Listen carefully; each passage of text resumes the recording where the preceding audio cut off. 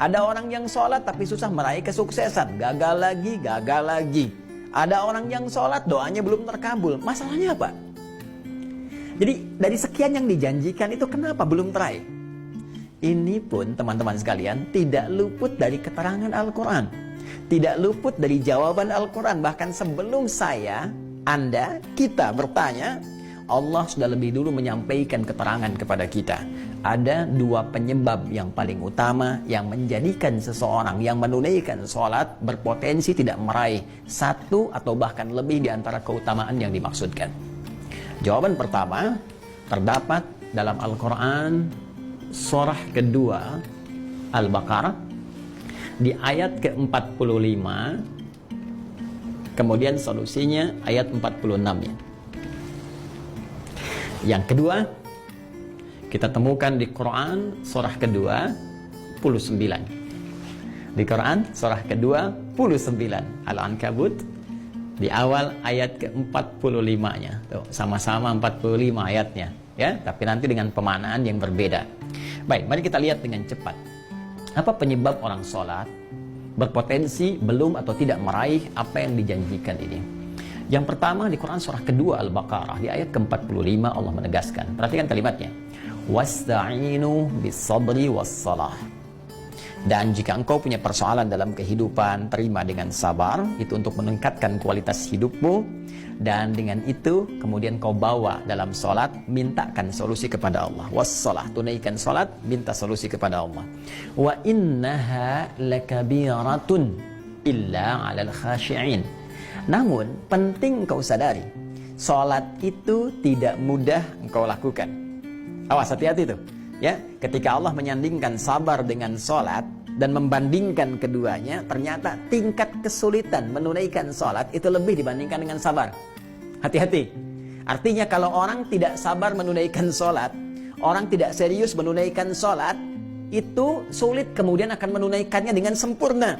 Jadi lebih mudah dalam bandingan Al-Quran, lebih mudah kita belajar berikhtiar untuk sabar dibandingkan kita menyempurnakan untuk menunaikan sholat dengan baik. Kalau kita tidak serius. Nah, tapi Allah tidak berhenti sampai situ. Supaya Anda tidak bertanya, kalau begitu kalau sholatnya berat, kenapa kita diminta menunaikan? Hei, belum selesai ayatnya. Allah berikan jalan supaya sholat ini mudah ditunaikan oleh kita. Tapi kalau Anda nggak ikuti jalannya, tetap akan sulit bagi Anda. Jelas, seperti Anda nggak tahu ilmu sabar. Karena nggak tahu ilmu sabar, susah bersabar. Nggak tahu ilmu sholat, ya susah sholat dengan baik. Maka ayatnya kemudian memberikan penjelasan kepada kita, illa 'alal khashi'in, kecuali bagi orang-orang yang khusyuk dalam sholatnya.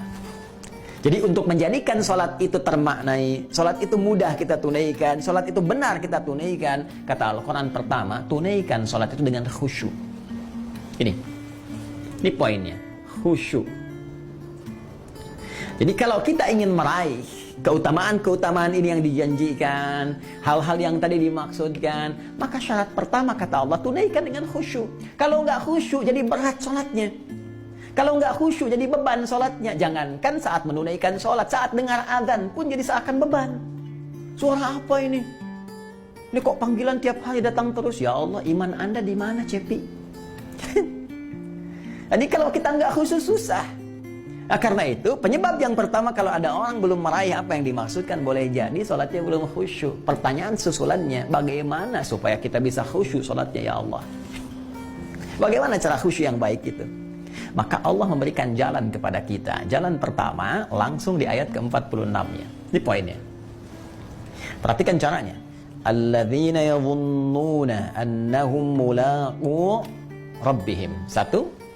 Wa annahum ilaihi raji'un. 2. Ini rumus cepat untuk khusyuk dalam sholat. Ya, bagian pertama, rumus cepat untuk khusyuk. Kata Allah, alladzina yadhunnuna annahum mulaqu rabbihim. Orang khusyuk itu adalah orang-orang yang saat akan sholat. Awas, tolong garis bawahi. Ternyata khusyuk itu dimulai fasenya dari sejak akan sholat. Jadi jangan langsung dipahami saat sedang sholat. Ya, karena ternyata kekhusyuan itu, untuk mendatangkan kekhusyuan, fasenya dimulai saat akan sholat. Nah, orang khusyuk ini udah kelihatan saat akan sholat. Bagaimana penampakannya?